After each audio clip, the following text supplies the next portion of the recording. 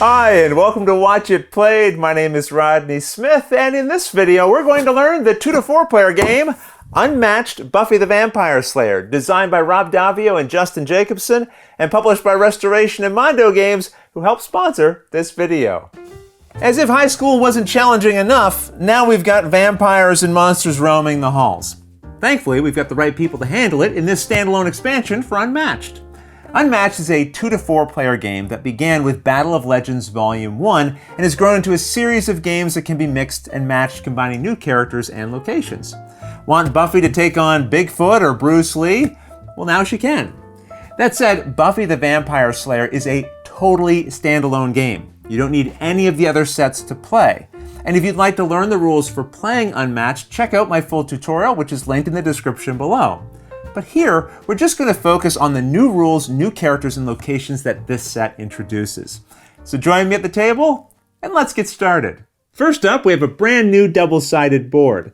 This shows Sunnydale High, which will have you battling in the halls and throughout the different rooms of the school, while the other side shows the Bronze, the popular nightclub from the TV series, and there's also a cemetery nearby as well. Along with the new locations, there's also 4 new characters, each with their own twists. So let's take a look, starting with Buffy. Once you know what heroes your opponents are using, the Buffy player then picks either Giles or Xander as their sidekick, flipping this token to that related side. Then they also flip their sidekick dial so it matches based on the name here as well. With your selection made, you then remove the 5 cards of Buffy's deck that relate to the sidekick that you didn't choose. So in this case, we'd be keeping the 5 Xander cards in and give this deck a shuffle. Also keep in mind that if an effect would ever let you return a defeated sidekick back to play, you can only return the sidekick that you chose at the start of the battle. Both Buffy and her sidekick are melee characters, and Buffy has a special ability that allows her figure, when moving, to go through spaces with an opposing fighter. While we won't go through all the cards in every deck, let's take a look at a few from each to give you an idea of how each character plays. Buffy's used to dealing with trouble, lots of trouble, and using her Slayer's strength will allow her to move all fighters adjacent to her to another space within their zone, and then she deals 1 damage to each of them.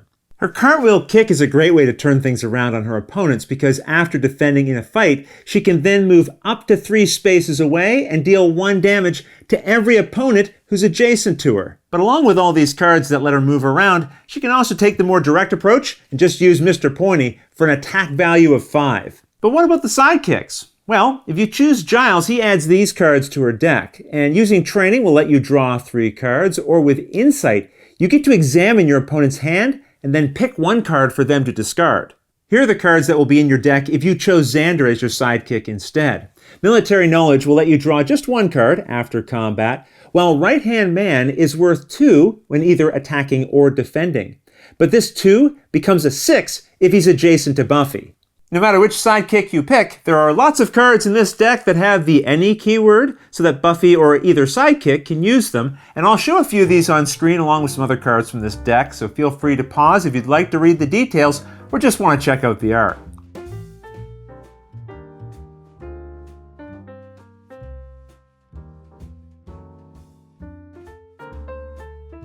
So that's a look at some of the cards you'll find in the Buffy deck, but now let's take a look at Willow, another hero you'll find in this set. Willow has a health of 14 and her sidekick Tara has a health dial that starts at 6. And both of these you can see are ranged characters. But Willow also has this additional token which begins the game with the Willow side up. If Willow or Tara are ever dealt damage during a battle, you flip Willow to her Dark Willow side.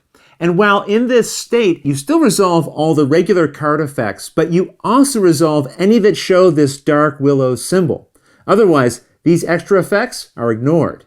If the Willow player ends their turn with Dark Willow adjacent to Tara, she turns back to regular Willow, flipping this token over, and then will ignore the Dark Willow effects on these cards. So now if she was to play 11 Lost, she'd only draw 2 cards and ignore this other part of the ability. And with that in mind, let's look at a few other cards from this deck. Sometimes cards will refer to blind boosting, and this means you reveal the top card of your deck and then you add its boost value to some element of this ability. In this case, it would boost Flayed Alive's attack value. And then after revealing that card and using its boost value, you discard it.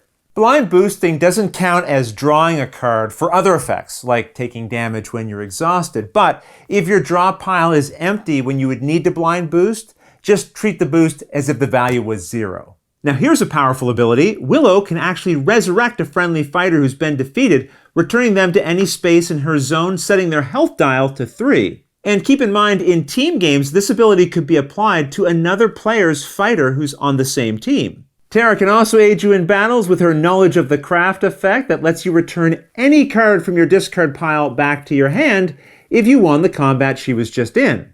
And here's a few other cards you'll find in this deck that you can look over in as much detail as you'd like.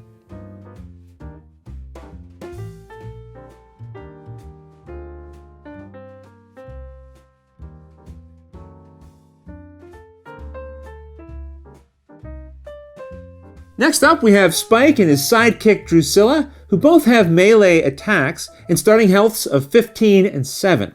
Spike also has these 3 shadow tokens which start the game off the board, but at the start of your future turns, you can place a single shadow in any space adjacent to Spike or Drusilla, even if those spaces already contain another figure or other type of token. Once all 3 of your shadows are on the board, at the start of future turns, you may instead move a single token from wherever it is to a space adjacent to you. Now these tokens don't change the zone types they're covering, and they have no effect on the game other than what a played card says. For example, the Rush attack normally has a strength of 3, but its ability says that if Spike or an opponent is on the shadow token, its value is counted as 5 instead. Or here with Bloody Hell, after combat, you deal 1 damage to the opposing fighter, and then 1 more damage for each shadow token adjacent to them. Drusilla can also take advantage of shadows by using the Sight, which lets her look at an opponent's hand and then pick a card to discard from it. Or if any of that opponent's fighters are in a space with a shadow token, she instead picks 2 cards to get rid of. And here's a few other cards from this deck.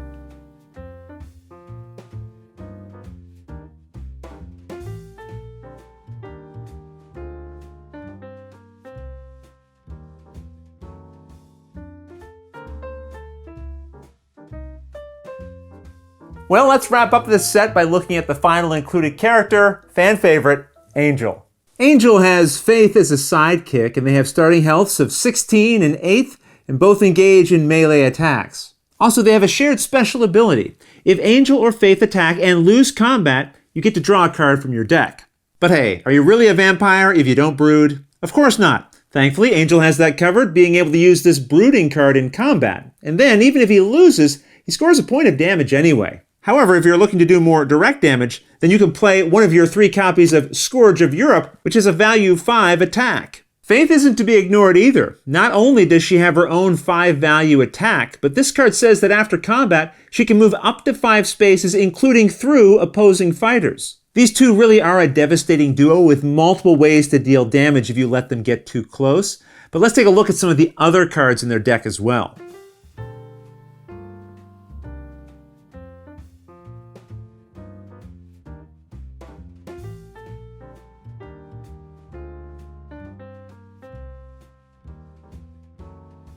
And with that, you should now have a pretty good idea of what to expect in the Buffy the Vampire Slayer set for Unmatched.